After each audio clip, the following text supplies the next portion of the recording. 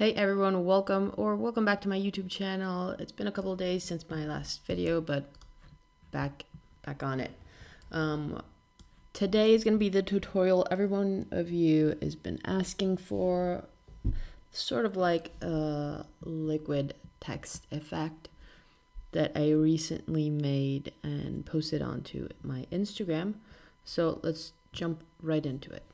First off, I don't like this type of background. I prefer clicking on the adjustments icon down here and selecting solid color. And I'll select my background to be black. This way I can click, drag, and resize to whatever size I want, and it's not going to give me problems like the other type of background. Anyways. Press T on your keyboard to grab your type tool,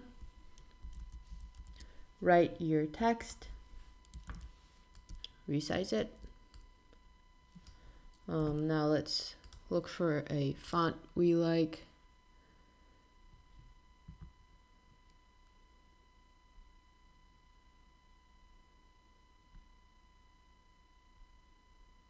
Let's go with this.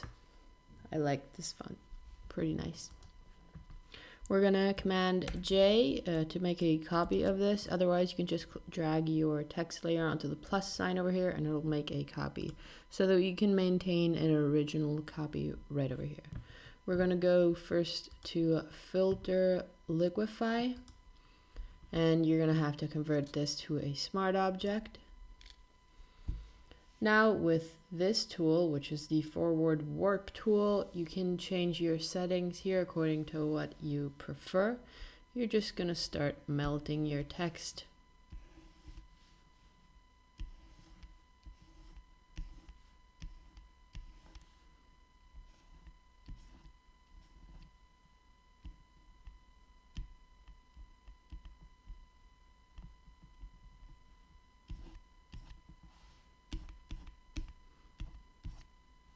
Melt it as much as you want. Press enter or OK when you're happy with your melt.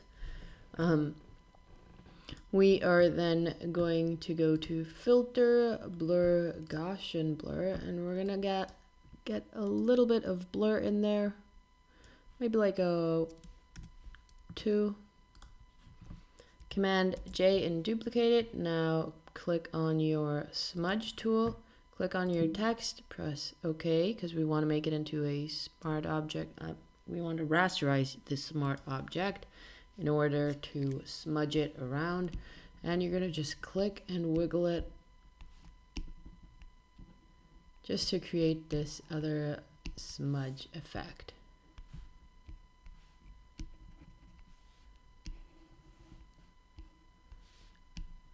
You're going to get something like this. You can smudge it a bit more if you want.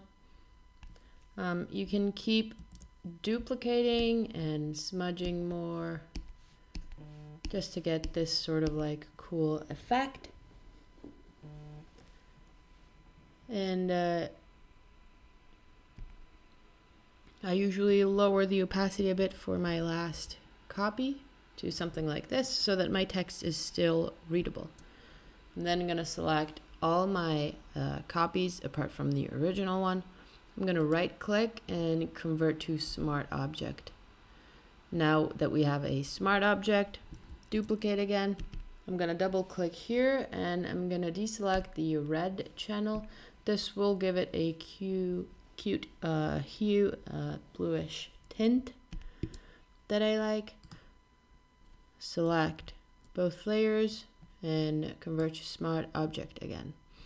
Now what I finally like to do is go to the adjustments panel and add a gradient map right here. Click on this gradient and you're going to have your gradient editor. Now I have some of my favorite gradients already saved up in here. But I'm basically going to try out different color combinations from the ones I have saved that I like. And then what I'm going to do is, for example, I like this one a lot. but I think there needs to be some white in there. So this is going to, this side of the gradient is going to affect the highlights or the parts that were lighter in your design. This side is going to affect the dark parts. So as you can see, this is the background. It's black, but if I were to make this green, my background would turn green. So to add a little more white here in the middle of my letters, I'm just going to drag this a little to the left. Just click to add more points. You can just click and drag downwards to remove them. And I'm going to go with a white color. As you can see, it added it in the middle of my text. And I'm going to adjust the positioning of my colors till I'm happy with what I have.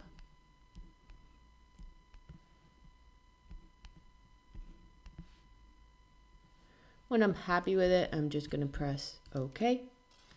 And we're basically done already. What I like to do is I'm going to group everything together, duplicate it, merge it, or convert it to a smart object, so that now we have a group with all our steps if we mess up and want to go back, and a smart object of our final version. What I like to do is basically add some textures. So I've got these, some I downloaded online, some I bought, some I made myself.